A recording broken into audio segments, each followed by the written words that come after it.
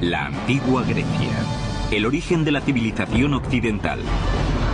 Durante más de 1000 años, este recio y fascinante pueblo fue el responsable de los hitos tecnológicos más avanzados que jamás hubiera contemplado el mundo.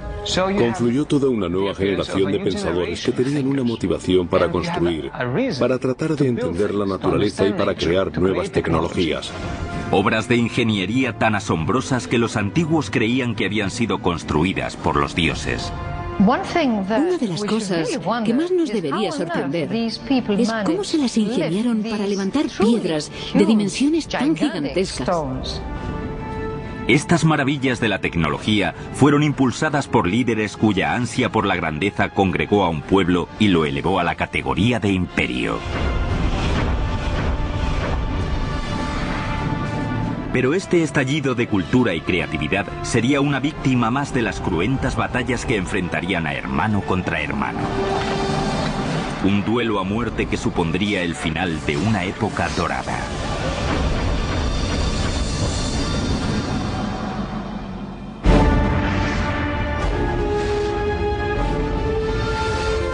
La construcción de un imperio, Grecia. Septiembre del año 480 a.C. Empieza a despuntar el alba sobre la isla de Salamina y sobre el estrecho que la separa de la península griega. La quietud del mar no hace pensar que en pocas horas aquí se librará una sangrienta batalla que al final del día teñirá de rojo el Mediterráneo. En juego, ni más ni menos que el futuro y la independencia de Grecia, una nación de islas y ciudades-estado situada en las proximidades del mayor imperio del mundo conocido, Persia.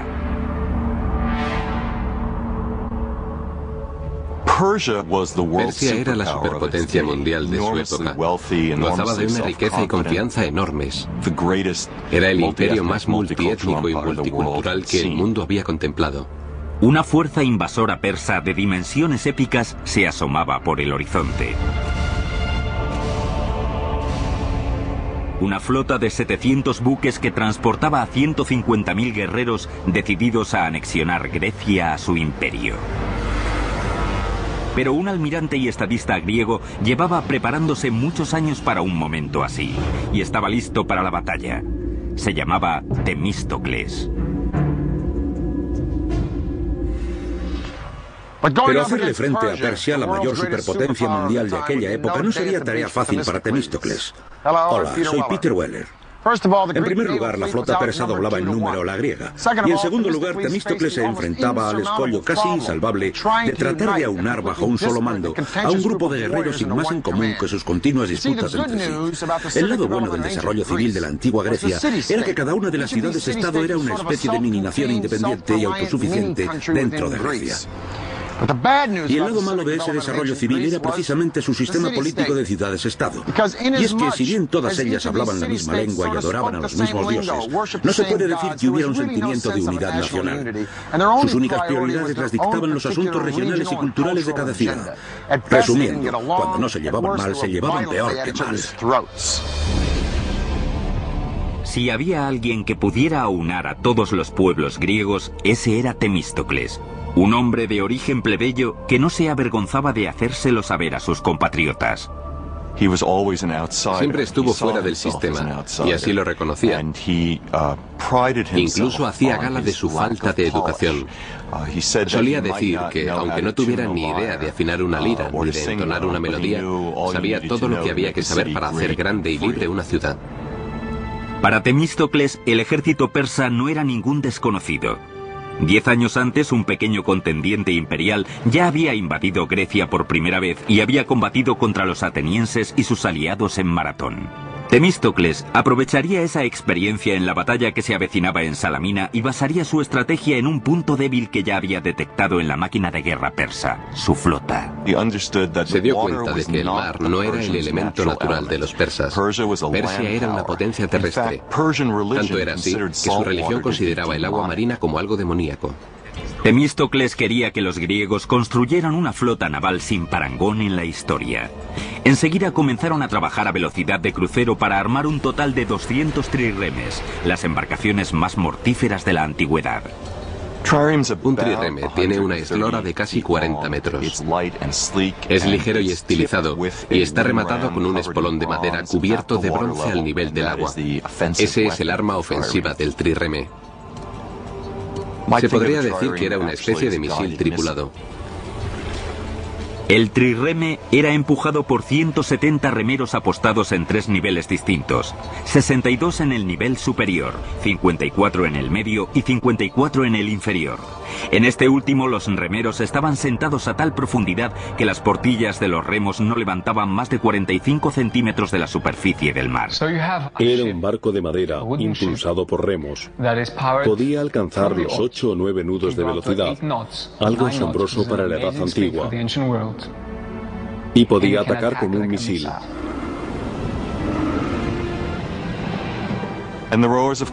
Obviamente, los remeros tenían que aprender a trabajar en equipo. Tenían que remar al mismo tiempo. Algo fácil al principio, pero muy complicado de dominar. La armada de trirremes de Temístocles estuvo terminada en pocos años, justo a tiempo para su uso. En la primavera del año 480 a.C., Persia inició una invasión masiva de los territorios griegos. Temístocles era consciente de que la flota persa prácticamente doblaba en número a la griega, así que urdió un sencillo pero ingenioso plan para aunar sus tropas y equilibrar la balanza. Tenía que convertir el inconveniente de que los griegos tuvieran menos barcos que los persas en una ventaja. Así que tuvo que atraer al enemigo hasta un campo de batalla en el que no pudiera entrar con todos sus efectivos.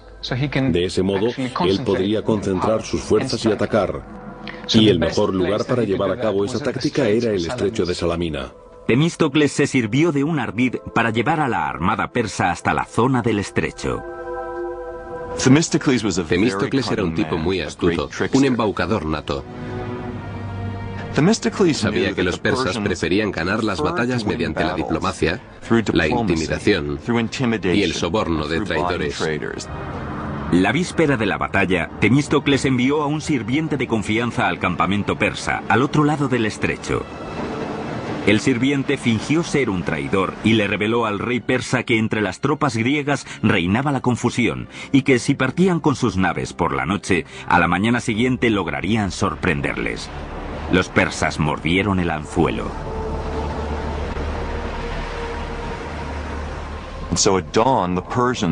Al amanecer, descubrieron con gran sorpresa que la flota griega, lejos de emprender la huida, se encontraba en posición de ataque y que ellos, los persas, tendrían que luchar. Fue una jugada maestra por parte de Temístocles. Lo que se encontraron fueron 200 trirremes impulsados por 34.000 remeros griegos en línea de ataque. Los persas no tenían forma de maniobrar en las estrecheces de aquellas aguas. Temístocles les había tendido la trampa perfecta. Durante todo aquel día, los griegos fueron una a una rodeando a las embarcaciones enemigas para embestirlas con sus espolones. En aquella batalla murieron millares de soldados persas. Fue una batalla tan confusa, caótica y desconcertante que al final del día los griegos ni siquiera estaban seguros de haber vencido. Pero los miles de cadáveres que jalonaban las costas de Salamina daban cuenta de la decisiva victoria de los helenos. Algunas fuentes históricas llegan a contabilizar hasta en 200 los barcos hundidos por 40 en el bando griego. Los persas que no se ahogaron fueron masacrados por los soldados griegos que les esperaban en la orilla. Si los griegos no se hubieran impuesto en la batalla de Salamina, es posible que el mundo occidental actual no hubiera heredado los valores de la civilización griega. Tras la aplastante victoria de Salamina, Temístocles fue laureado como un héroe, pero a su codicia y ambición personal se le sumaron muchos enemigos políticos. Era solo cuestión de tiempo que los ánimos de la asamblea se caldearan lo suficiente. En aquella época, en Atenas se practicaba lo que llamaban el ostracismo, un concurso de impopularidad anual en el que la gente votaba al político que consideraban más perjudicial y peligroso para el devenir de los asuntos de Estado y lo enviaban al exilio durante 10 años. En el 471 a.C., Temístocles fue condenado al ostracismo e, ironías del destino, se vio obligado a acudir al enemigo que tanto había luchado por derrotar. Nunca